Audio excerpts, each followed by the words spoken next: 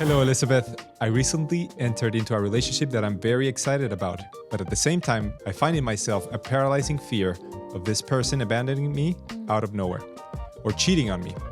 He has proven to be trustworthy so far and hasn't given me any reason to believe that he'd do something like that. But I just can't help feeling this way, and I have no clue why.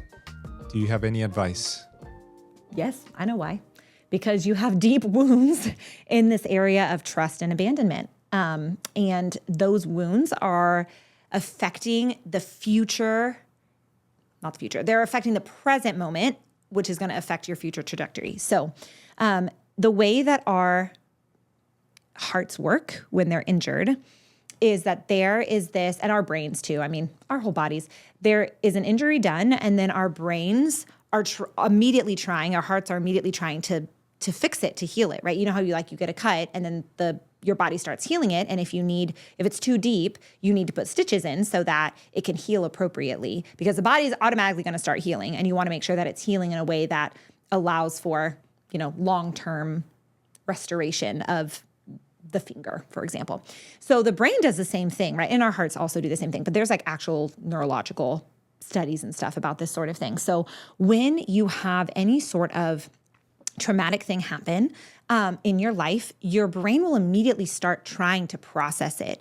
But if it's really hard for you to process the really big traumatic, there's no other word for it, the really big traumatic things, it's hard for your brain to do it. And so you're moving on in life, but your brain hasn't integrated and processed this thing that happened to you. And so it's going to continue trying to process it. It's going to keep bringing it up. It's going to keep working on it. The body doesn't like to not be healthy. So it's going to continue to try to heal. I'm trying to explain this without using really intense clinical terms. So you are going to develop, this is a clinical term, what is called a hyperawareness for the things that would prove that this injury is valid, right? If that makes sense. You are going to start seeing things that prove this to be true until your brain heals it and integrates it and you can move on. So there's going to be this hyper awareness of the things around you that would prove this injury to be accurate, which means that even though your partner is not cheating on you, they haven't done anything to act untrustworthy, whatever, this past injury is going to affect the way that you see them. So what you need to do is you need to go into therapy and work on healing this.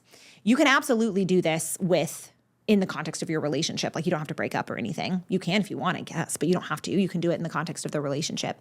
But I would strongly recommend what's called EMDR therapy. It stands for eye movement, desensitization, and reprocessing. And basically, the short version of that is that our bodies were meant to heal and process memories and things through rapid eye movement, REM sleep, REM. And so that bilateral stimulation in your brain that happens when your eyes are moving back and forth, or any sort of bilateral stimulation on, different bilateral meaning both sides of your body. When you are able to artificially simulate that bilateral simulation, you're not sleeping, you're not in REM sleep, but you are putting your body in that state, either through moving your eyes, through clickers, through sounds, through lights. There are a number of ways clinicians do it. But it allows your body to do that work that God has programmed your body to do in integrating that memory, but it does it in a very efficient way. It is, in my opinion, the best trauma intervention on the market right now.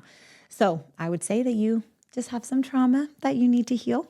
And I would explain that to your boyfriend, because he's probably very flummoxed about why you keep thinking that he's cheating on you when he hasn't done anything to make it seem like he would cheat on you.